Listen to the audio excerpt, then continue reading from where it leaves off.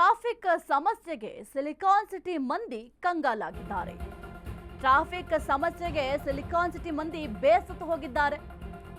ಸಂಚಾರ ದಟ್ಟಣೆಗೆ ಮೂಲ ಕಾರಣ ನಗರದ 17 ರಸ್ತೆಗಳು.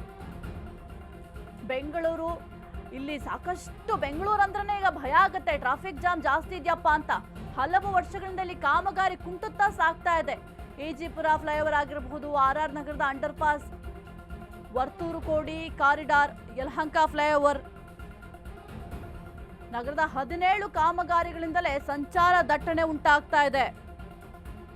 ಅಂದುಕೊಂಡಂತೆ ಕೆಲಸ ಆಗಿದ್ರೆ ಟ್ರಾಫಿಕ್ಗೆ ಬ್ರೇಕ್ ಆದ್ರೂ ಬೀಳ್ತಾ ಇತ್ತು ಅನ್ಸುತ್ತೆ. ಯೋಜನೆ ವಿಳಂಬದ ಹಿಂದಿದ್ಯಾ ಹಣದ ಕೊರತೆ ಎಂಬ ಪ್ರಶ್ನೆ ಕೂಡ ಮೂಡ್ತಾ ಇದೆ. ಟ್ರಾಫಿಕ್ ಸಮಸ್ಯೆಗೆ ಸದ್ಯಕ್ಕಂತೂ ಸಿಲಿಕಾನ್ ಸಿಟಿ ಮಂದಿ ಬೇಸತ್ತು ಹೋಗಿದ್ದಾರೆ. ಯಾವಾಗಪ್ಪ ಈ ಟ್ರಾಫಿಕ್ ಸಮಸ್ಯೆಗೆ ಮುಕ್ತಿ ಸಿಗುತ್ತೆ ಅಂತ ತಲೆ ಮೇಲೆ ಕೈ ಹೊತ್ಕೊಂಡು ಕೂರ್ಬೇಕು ಅಂತಹ ಪರಿಸ್ಥಿತಿ ಸದ್ಯಕ್ಕೆ ಬೆಂಗಳೂರಿನಲ್ಲಿದೆ. ಯಾವ ರೋಡ್ ಹೋದ್ರೂ ಕೂಡ ಟ್ರಾಫಿಕ್. ನಾವು 10 ನಿಮಿಷದಲ್ಲಿ ಹೋಗುವಂತಹ ಜಾಗಕ್ಕೆ ಅರ್ಧ ಗಂಟೆ, 1 ಅವರ್, 2 ಅವರ್ ತಗೊಳ್ತಾ ಇದೆ. ಯಾಕಂತಂದ್ರೆ ಕಾಮಗಾರಿಗಳು ಅರ್ಧದಲ್ಲಿ ಹಾಗೇ ಸ್ಥಗಿತವಾಗಿದೆ. ಆ ಕಾಮಗಾರಿಗಳು ಪ್ರಾರಂಭ ಮಾಡುವಾಗ ಇರುವಂತಹ ಜೋಶ್ ಆಗಿರಬಹುದು, ಅದ್ಯಾವುದು ಕೂಡ ಮುಗಿಸುವಂತಹ ಸಂದರ್ಭದಲ್ಲಿ ಇರೋದಿಲ್ಲ ಅಂತ ಅನ್ಸುತ್ತೆ. ನೀವು ಗಮನಿಸ್ತಾ ಇದ್ರೆ ಎಷ್ಟೆಲ್ಲ ಟ್ರಾಫಿಕ್ ಇದೆ ಅಂತ. ಇನ್ನು ಎಲ್ಲೆಲ್ಲಿ ಏನೆಲ್ಲಿ ಸಮಸ್ಯೆ ಆಗ್ತಾ ಇದೆ, ಕಾಮಗಾರಿಗಳು ಎಲ್ಲೆಲ್ಲಿ ವಿಳಂಬ ಆಗಿದೆ ಅಂತ ನಾವು ನೋಡ್ತಾ ಹೋದ್ರೆ, RR ನಗರದ ಅಂಡರ್ ಪಾಸ್ ಕಾಮಗಾರಿ ಇದೆಯಲ್ಲ, ಅಲ್ಲೂ ಕೂಡ ಕಾಮಗಾರಿ ಪೂರ್ಣ ಆಗಿಲ್ಲ.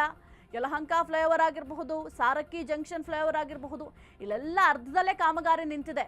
ಇಟ್ಮಡು ಜಂಕ್ಷನ್ ಫ್ಲೈಓವರ್, ಇಲ್ಲೆಲ್ಲ ಸಾಕಷ್ಟು ವೆಹಿಕಲ್ ಓಡಾಡ್ತಾ ಇರುತ್ತೆ. ಇನ್ನು ವಿಂಜ್ ಟನಲ್ ರಸ್ತೆ, ಅಂಡರ್ ಪಾಸ್, ಹಳೆ ಮದ್ರಾಸ್ ರಸ್ತೆ, ಅಲ್ಲೂ ಅಷ್ಟೇ ಕಾಮಗಾರಿ ಪ್ರಾರಂಭ ಮಾಡಿದ್ದಾರೆ, ಆದರೆ ಪೂರ್ಣಗೊಳಿಸಿಲ್ಲ. SH 35 ಅಗಲೀಕರಣ ಮತ್ತು ದೊಡ್ಡ ಸಂದ್ರ, ಅಲ್ಲೂ ಅಷ್ಟೇ. ಕೆರೆಕೋಡಿ ಜಂಕ್ಷನ್ ಫ್ಲೈಓವರ್, ಇಲ್ಲೆಲ್ಲ ಕಾಮಗಾರಿಗಳು ಅರ್ಧದಲ್ಲೇ ಸ್ಥಗಿತ ಆಗಿದೆ. 17 ರಸ್ತೆಗಳಲ್ಲಿ ಈ ರೀತಿ ಆಗಿರುವಂಥದ್ದು. ಇನ್ನು ಹೆಬ್ಬಾಳ ಫ್ಲೈಓವರ್ ನಿಮ್ಗೆ ಗೊತ್ತಿರುತ್ತೆ, ಹೆಬ್ಬಾಳದಲ್ಲಿ ಎಷ್ಟು ಟ್ರಾಫಿಕ್ ಜಾಮ್ ಆಗುತ್ತೆ ಅಂತ. ಲೆವೆಲ್ ಕ್ರಾಸಿಂಗ್ ರೈಲ್ವೆ ಲೈನ್, ಏರ್ಪೋರ್ಟ್ಗೆ ಪರ್ಯಾಯ ರಸ್ತೆ ಬಾಗಲೂರು ಕಡೆಯಿಂದ ಬರಬೇಕಾಗಿದೆ, ಅಂತಹ ಪರಿಸ್ಥಿತಿ ಇದೆ. ಇಲ್ಲೆಲ್ಲ ಸಾಕಷ್ಟು ಟ್ರಾಫಿಕ್ ಸಮಸ್ಯೆ ಉಂಟಾಗುತ್ತೆ. ಈ ಭಾಗದಲ್ಲಂತೂ ನಾವು ಹೋಗೋದಕ್ಕೆ ಸಾಧ್ಯನೇ ಆಗೋದಿಲ್ಲ ಬಿಡಿ.